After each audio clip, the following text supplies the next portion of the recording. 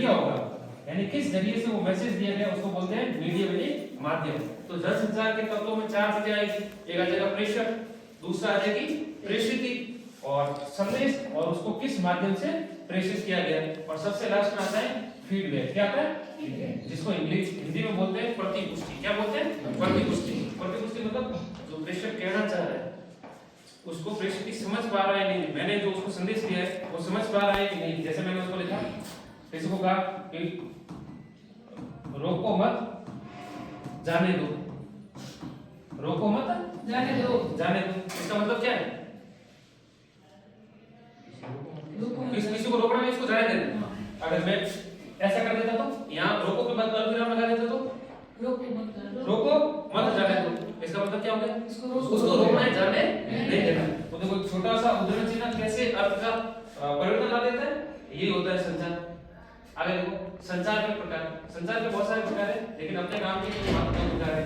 कौन कौन सा? एक होता है मौखिक संचार और दूसरा होता है अमौखिक संचार। मौखिक संचार मतलब बोलकर अपने विचारों को अभिव्यक्त करना, और अमौखिक संचार यानी हाव भाव या लिखकर, या तो हाव भाव से यानी संकेत के माध्यम से, हाव भाव या जिसको बोलते हैं संकेत के माध्यम से, या दूसरा हो जाएगा प्लस लिखकर अपने विचारों की अभिव्यक्ति करना, क्या रहता है?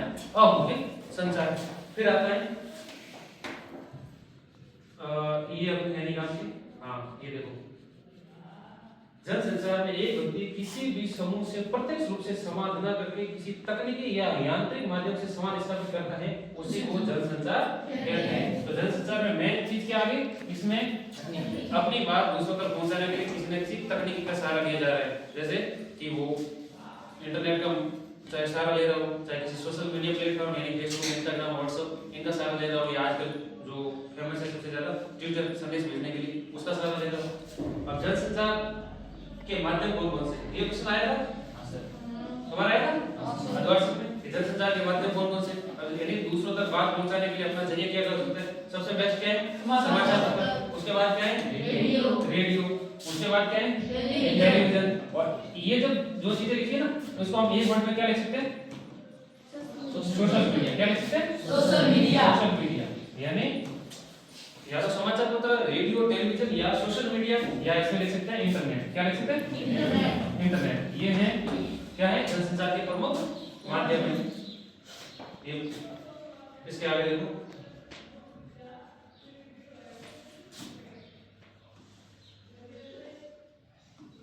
नोट तो ले रहे हैं।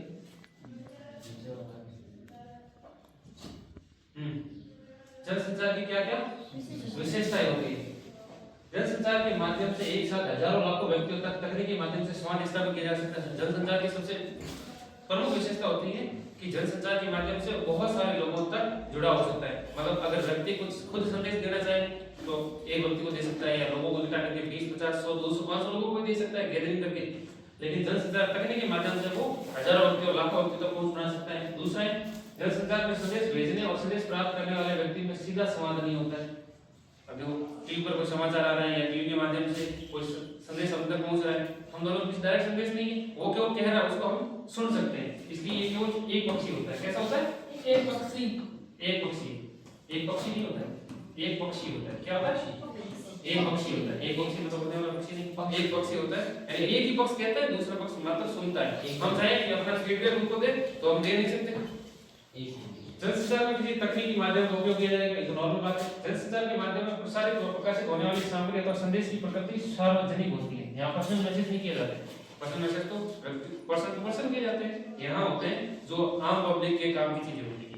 जनसंचार में पाठकों, दर्शकों और श्रोताओं का दायरा बहुत व्यापक होता है, बहुत तादाद में लोग खड़े होते हैं। जनसंचार सामान्यतः एक तरफा होता है। आगे ना एक पक्षी होता है, एक तरफा होता है, वो सामने वाला अपनी अभिव्यक्ति कर सकता है, हम अपनी फीडबैक दे सकते हैं, लेकिन उसमें देरी लगेगी, हाथों हाथ नहीं दे सकते। उसके आगे देखो, जनसंचार को औपचारिक संगठन की आवश्यकता होती है। औपचारिक संगठन से मतलब जैसे हम देख रहे हैं कि टीवी में समाचार आ रहे हैं, उनका एक चैनल होता है, तो पूरा एक संगठन होता है, उसमें बहुत सारे लोग काम करते हैं। जनसंचार माध्यम में अनेक द्वारपाल होते हैं, यानी सूचनाएं हम तक पहुंचने से पहले कई लोगों से होकर गुजरती है। जनसंचार की सबसे बड़ी कमी क्या होती है? एक लाइन बताओ तो उसमें फीडबैक यानी प्रति जो पुष्टि होती है वो तुरंत प्राप्त नहीं होती, क्योंकि ये पक्षी होता है, अपन जो वापस उनको फीडबैक देना चाहते हैं वो अथवा दे नहीं सकते, या तो हम पत्र भेज के देंगे या ईमेल के माध्यम से देंगे, तो ये उसमें अथवा काम नहीं कर सकता। अब ऐसा कहते हैं ना कि जनसंचार तो अभी अभी आया है, कि लेटेस्ट टेक्नोलॉजी अभी तो मतलब ये थोड़ी है कि जनसंचार अभी का है। जनसंचार बहुत प्राचीन काल से होता आ रहा है। जनसंचार का सबसे प्राचीन या पुराना माध्यम महर्षि नारद को माना जाता है। पुराने टाइम में ऐसा कहा जाता है, अपने गांव में भी कहावत है कि नारद बनता है अपने आप को, मतलब पुराने टाइम में जब कोई सूचना का साधन नहीं होता था ना, तीनों लोगों में नारद जी घूमते रहते थे, हैं इस लोग की बात वहां लोग तक पहुंच रहते थे। महाभारत में संजय ने भी जनसंचार माध्यम का लाया गया था। जो संजय था उसने क्या किया था, जो कौरवों के पिता थे कौन, धृतराष्ट्र, उनको पूरी महाभारत राजमहल के अंदर बैठे बैठे सुना दी थी। तो ये जनसंचार का काम है। अब जनसंचार के माध्यम कितने प्रकार के होते हैं, मोस्ट इंपोर्टेंट है, यहाँ से एक क्वेश्चन बन सकता है कि जनसंचार के दो माध्यम होते हैं, एक होता है परंपरागत जनसंचार माध्यम और दूसरा होता है आधुनिक जनसंचार माध्यम। याद रहेगा, एक होता है परंपरागत जनसंचार माध्यम, एक होता है आधुनिक जनसंचार माध्यम।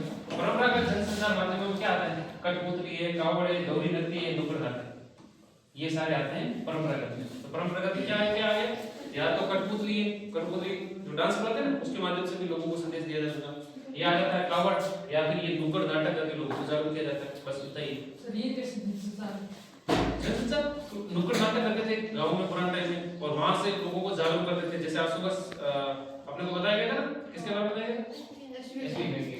नहीं किसके बारे में बताया,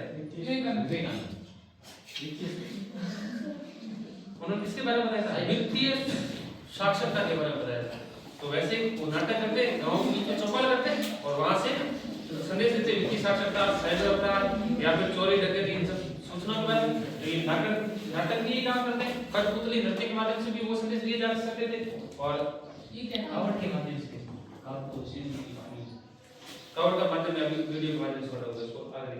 गौरी नृत्य सेमी इसमें नृत्य के माध्यम से संदेश दिया जाता है। अब देखो आधुनिक माध्यमों को दो भागों में बांट सकते हैं, तीसरे मॉडल को दो भाग करते हैं, एक तो मुद्रित माध्यम और एक है इलेक्ट्रॉनिक माध्यम।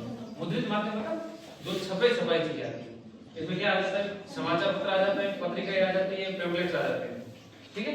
तीन माध्यम है मुद्रित, क्या क्या, समाचार पत्र, पत्रिकाएं और पैम्फलेट्स। और इलेक्ट्रॉनिक माध्यम क्या आ जाएगा, चाहे रेडियो आ जाए, चाहे टेलीविजन आ जाए, चाहे फिल्म आ जाए, चाहे इंटरनेट आ जाए, सोशल मीडिया आ जाए, सारे इलेक्ट्रॉनिक माध्यम आता है। तो जनसंचार के कितने माध्यम होते हैं, दो, कौन कौन से, परंपरागत और दूसरे आधुनिक माध्यम। परंपरागत माध्यम में कठपुतली, कावड़, गौरी नृत्य, नुक्कड़ नाटक वगैरह आते हैं। अब आधुनिक जनसंचार माध्यम को कितने भागों में बांटा गया, दो, कौन कौन से, मुद्रित और एक इलेक्ट्रॉनिक। मुद्रित के अंदर क्या क्या आता है, समाचार पत्र, पत्रिकाएं और पैम्फलेट्स, और इलेक्ट्रॉनिक में आते हैं रेडियो, टेलीविजन और फिल्म।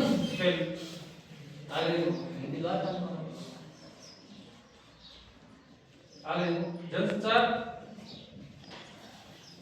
आधुनिक जनसंचार के माध्यम इसको एक बार पढ़ो।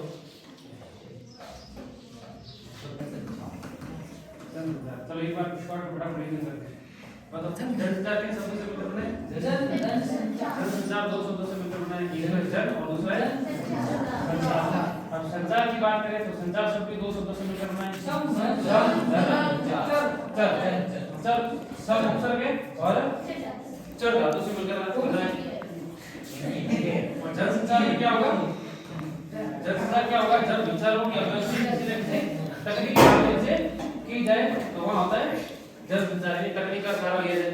इसके अलावा हमने देखा था कि जनसंचार मैसेज भेजने के लिए एक तो होता है प्रेषक, उसके सामने कौन होता है, प्रेषिती। दोनों के बीच में संदेश का कोई होता है माध्यम, और एक होता है संदेश। और जब संदेश सही कुशल हो जाता है तो उसको मिलता है फीडबैक। क्या मिलता है, फीडबैक। इसको हिंदी में क्या बोलते हैं, प्रतिपुष्टि। क्या बोलते हैं, प्रतिपुष्टि। और जनसंचार के जो माध्यम होते हैं, जनसंचार के माध्यम कितने प्रकार होते हैं, दो प्रकार के जनसंचार के माध्यम, और वो होते हैं दो। दो कौन कौन से होते हैं, एक होता है परंपरागत जनसंचार के माध्यम, और एक होता है आधुनिक जनसंचार के माध्यम से। इंग्लिश में पढ़ा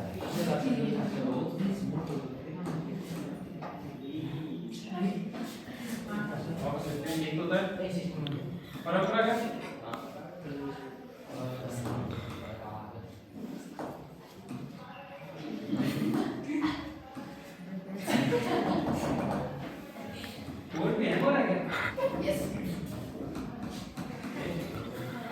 एक हो गया परंपरागत, दूसरा हो गया आधुनिक। परंपरागत माध्यम में क्या क्या आता है? कठपुतली, कावड़,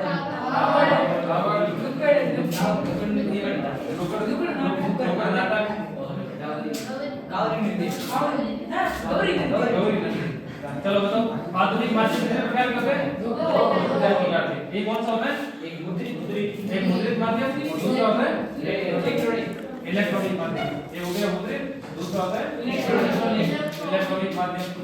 अब मुद्रित माध्यम के अंदर क्या क्या आते हैं? समाचार पत्र, पत्रिकाएं और क्या आता है? पैम्फलेट। क्या है?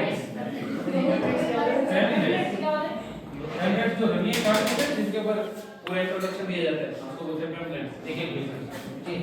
इलेक्ट्रॉनिक माध्यम के अंदर क्या क्या आता है? Radio, television, internet, social media, सब कुछ आ जाता है ना।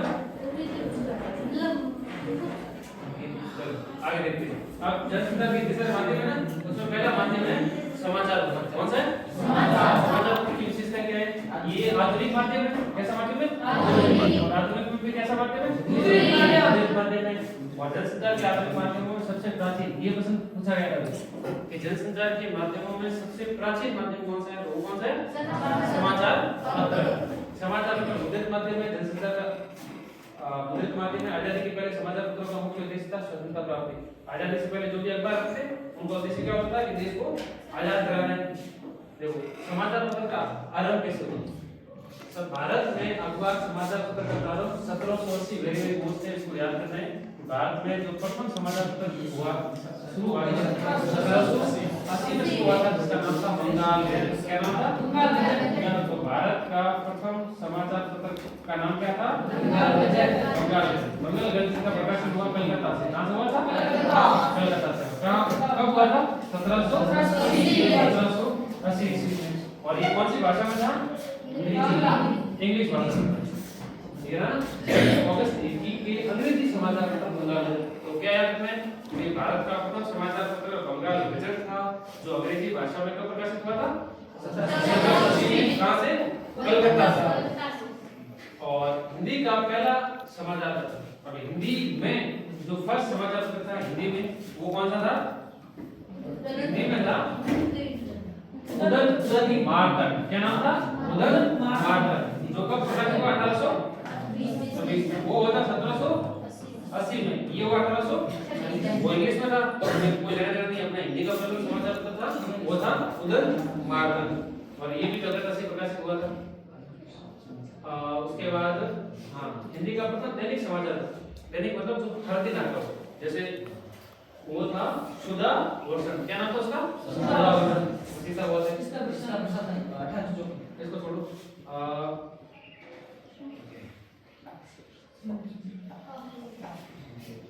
आगे देखो दूसरा माध्यम देखते हैं।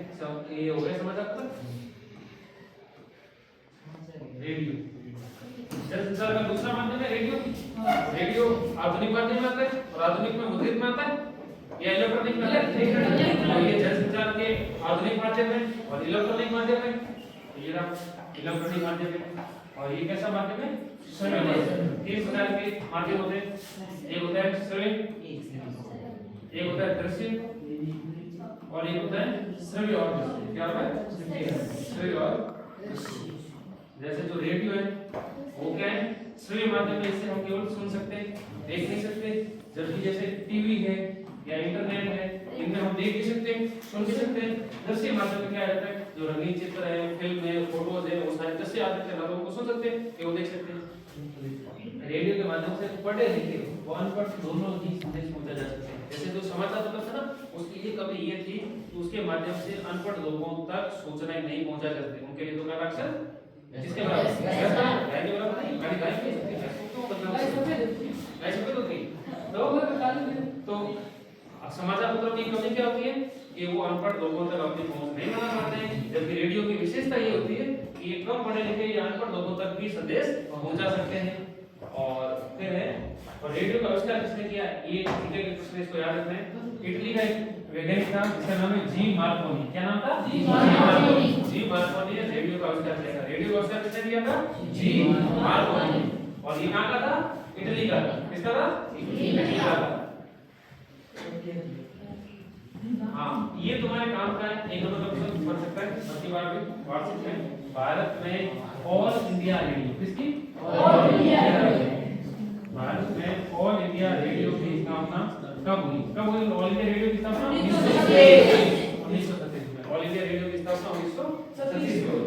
और आजादी के समय भारत में रेडियो स्टेशनों की संख्या कितनी थी? 9। कितने थे? 9। और आज आकाशवाणी की ऑल इंडिया रेडियो देश की 24 भाषाएं, कितनी भाषाएं? 24 भाषाओं में और 146 बोलियों में कार्यक्रम प्रस्तुत करता है। आगे ये याद रखिए, महात्मा गांधी ने रेडियो को अद्भुत शक्ति कहा है। किसको अद्भुत शक्ति कहा है? रेडियो को। तो उस समय टीवी आया नहीं था तो महात्मा गांधी रेडियो को कहेंगे। अगर टीवी आ जाए तो टीवी को अद्भुत शक्ति कहते हैं। अब टेलीविजन की बात करें, किसकी बात करेंगे? टेलीविजन, जिसको शॉर्ट में बोलते हैं टीवी। टीवी बोलते हैं, टीवी बोलते हैं टीवी। टीवी की बीमारी होती है, वो हफ्ते से ज्यादा खांसी हो सकती है। टीवी फौरन जाओ जांच कराओ, अपने बल की कहीं एडवर्टाइजमेंट चलती है। तो टेलीविजन ये दस्तार का कैसा माध्यम है? आधुनिक माध्यम है। आधुनिक में भी कैसा है? तकनीकी यानी इलेक्ट्रॉनिक माध्यम है। उसमें भी ये कैसा माध्यम है? दृश्य और श्रव्य माध्यम है। इसको देख भी सकते हैं और सुन भी सकते हैं। वर्तमान में जनसंचार का सबसे लोकप्रिय माध्यम है। बाकी जो समाचार पत्र हैं, पत्रिका हैं, रेडियो हैं, उनकी बजाय लोग सबसे ज्यादा किसको पसंद करते हैं? टीवी। टेलीविजन का आविष्कार जिसको याद रखना है, जॉन लोगी बेयर्ड। क्या नाम था? John Logie Baird. John Logie लोगी क्या है? John Logie Baird. क्या नाम था? जॉन लोगी बेयर्ड ने 1925 में किया। कब किया? 1925 में किया था। भारत में ये तो हो गया विश्व में टेलीविजन की शुरुआत 1925 में जॉन लोगी बेयर्ड ने। लेकिन भारत में टेलीविजन की शुरुआत 15 सितंबर 1959 या वर्ष में तुम्हारा सुनाया था ना? भारत में टेलीविजन की शुरुआत कब हुई? ये तुम्हारे अदवार से सुनाया था। तो भारत में टेलीविजन की शुरुआत कब हुई? 1959। और तारीख क्या थी? 15 और दिल्ली के आसपास में इंग्लिश को शैक्षणिक परियोजना के तहत हुई थी। भारत में टेलीविजन की विधिवत शुरुआत 1965 में। शुरुआत 1959 में हुई थी, लेकिन विधिवत रूप से हुई 1965। आगे देखो,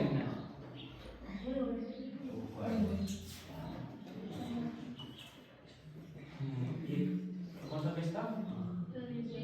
हो गया।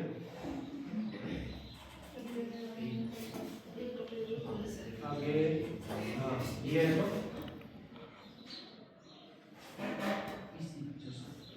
तो जनसंचार के माध्यम होते हैं। ये भी काम नहीं। हाँ, याद है।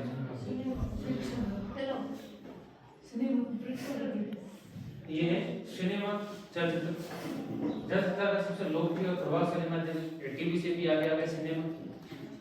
सिनेमा को मनोरंजन का सबसे शासक माध्यम है। सिनेमा का आविष्कार ही हुआ है मेन चीज मनोरंजन यानी एंटरटेनमेंट। क्या होता है? एंटरटेनमेंट यानी एंटरटेनमेंट होता है। सिनेमा सीधे तौर पर सूचना देने का कार्य नहीं करता है, बल्कि परोक्ष रूप से ज्ञान, सूचना, संदेश देता है। परोक्ष मतलब अप्रत्यक्ष रूप से क्या करता है?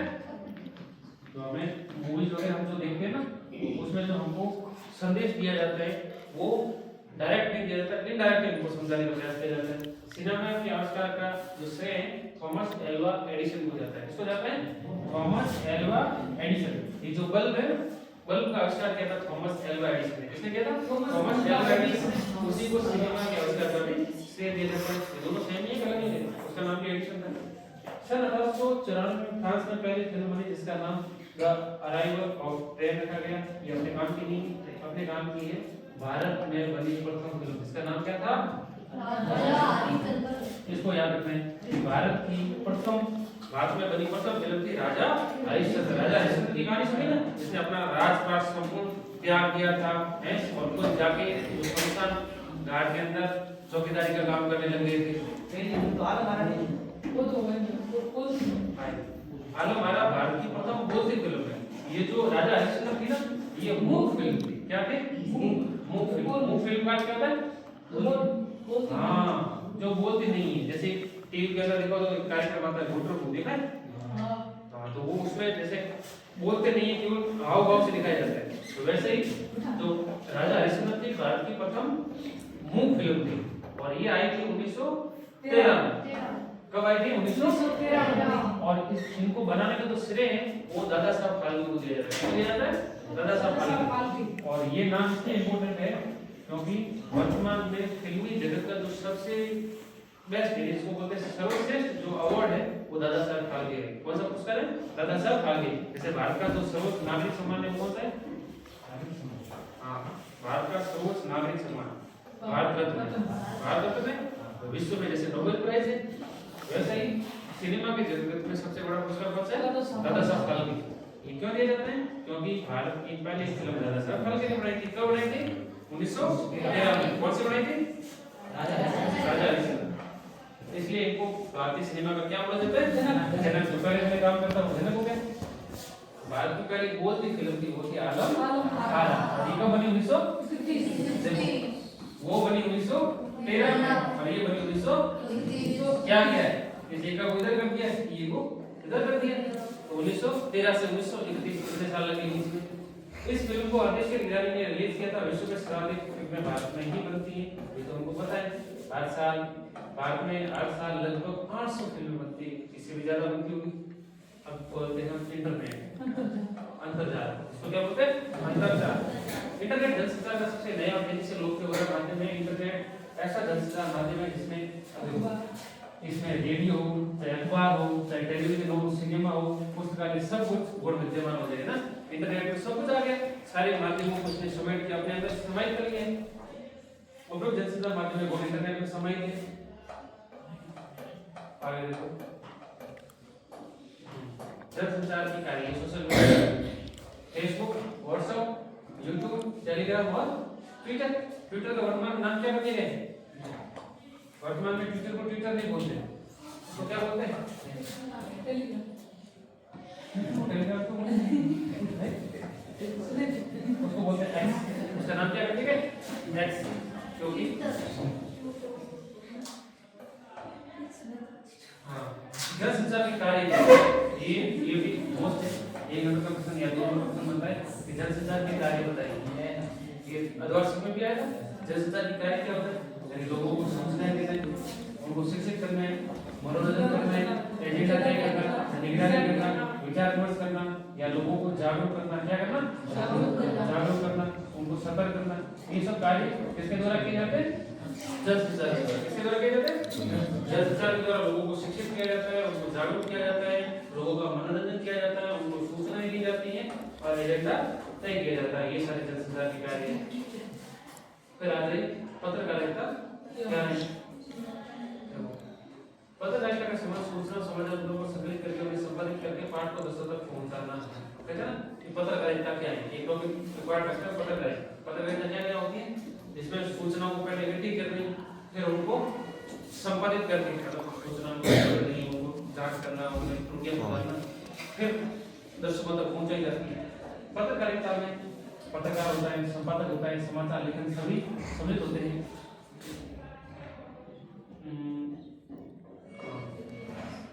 कागज व मुद्रण का आविष्कार ये मोस्ट है। कागज व मुद्रण का आविष्कार सर्वप्रथम चीन में हुआ था। ये कला यूरोप तक। विश्व में सबसे पहले जो कागज बना था वो कहाँ बना था? चीन में बना। और चीन में इसलिए सबसे पहले समाचार पत्र मिला। और यूरोप में पहली प्रेस की स्थापना 1940 में हुई थी, जो जर्मनी में 1440 में गुटेनबर्ग व्यक्ति ने की थी। तो कागज का आविष्कार कहाँ हुआ था? चीन में। और विश्व में पहली जो प्रेस है उसकी स्थापना कब हुई थी? 1440 में जर्मनी के गुटेनबर्ग। और विश्व का पहला दैनिक समाचार पत्र था, उसका नाम था मॉर्निंग पोस्ट। क्या नाम था? Morning post. सुबह सुबह जो मॉर्निंग होगी उस समय एक पोस्ट करेंगे, है ना। और ये कैसा था? दैनिक था, साप्ताहिक था? दैनिक रोज आता था। विश्व का हिंदी पत्रकारिता छोड़ो, भारत में पत्रकारिता ये इम्पोर्टेंट है। भारत में पहले जो सर वो क्या था? हिंदुस्तान में नहीं छोड़ो, एक काम करेंगे।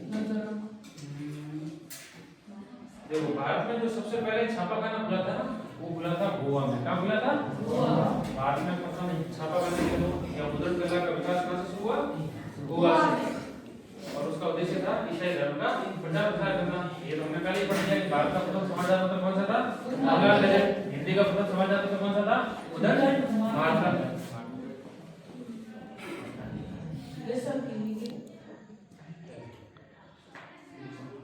पत्रकार कितनी दशा की होती है? पत्रकार में क्या क्या चीजें होनी चाहिए?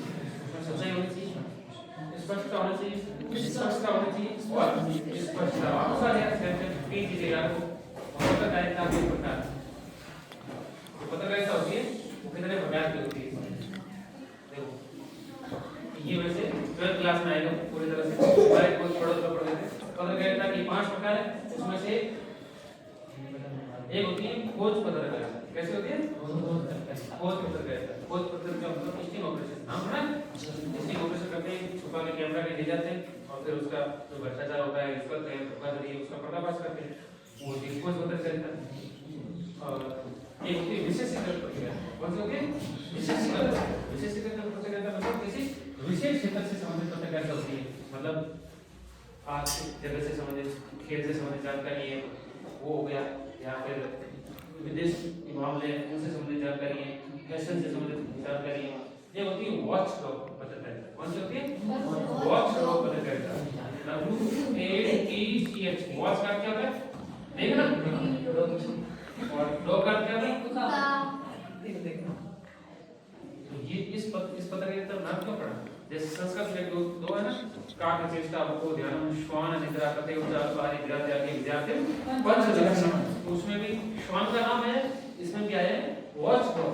वॉच डॉग मतलब जिसको कहते हैं सरकारी कामकाज पर निगरानी रखने के लिए। सरकारी कामकाज में कई बार धोखाधड़ी हो रही है, कई गड़बड़ हो रहा है, उसके लिए वॉच डॉग पत्रकारिता होती है। मतलब जैसे होता है तो सतर्क सावधान रहता है, वैसे पत्रकार सावधान रहकर सरकारी काम में खबरें को उजागर कर देता है।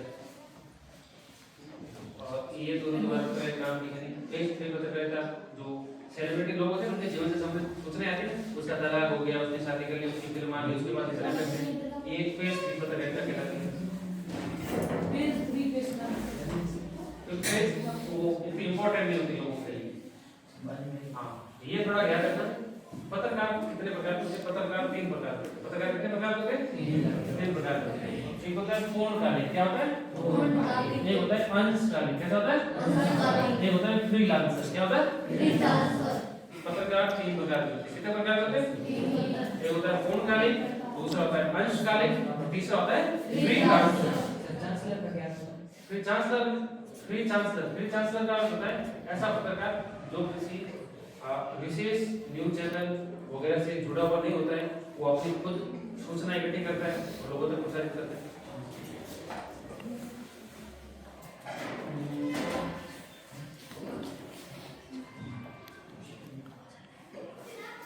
समाचार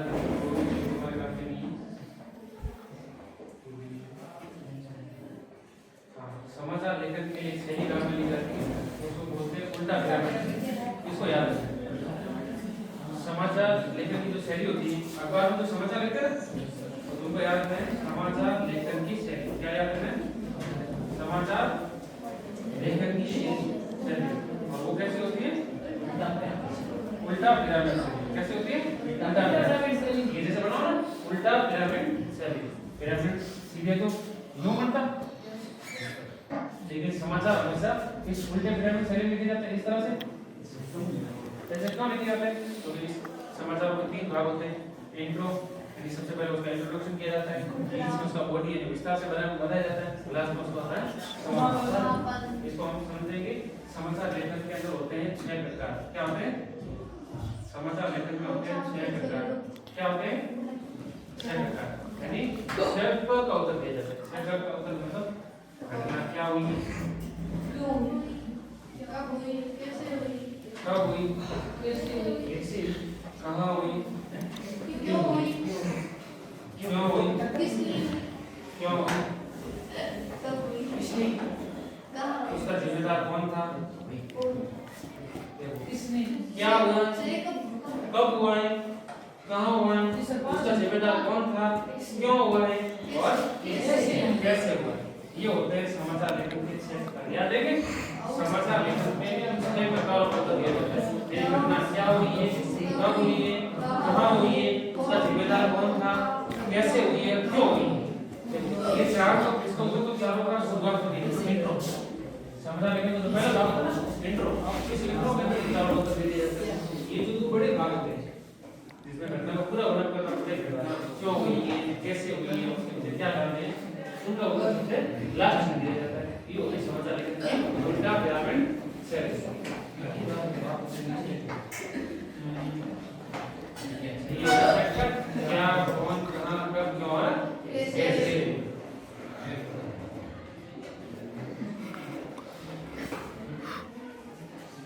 ये समाचार का उदाहरण दिया है जीव दया पर क्या हुआ करके बात ये गई उसके बाद ये कोई काम भी नहीं हुआ ये बारी क्लास है ठीक है बारी में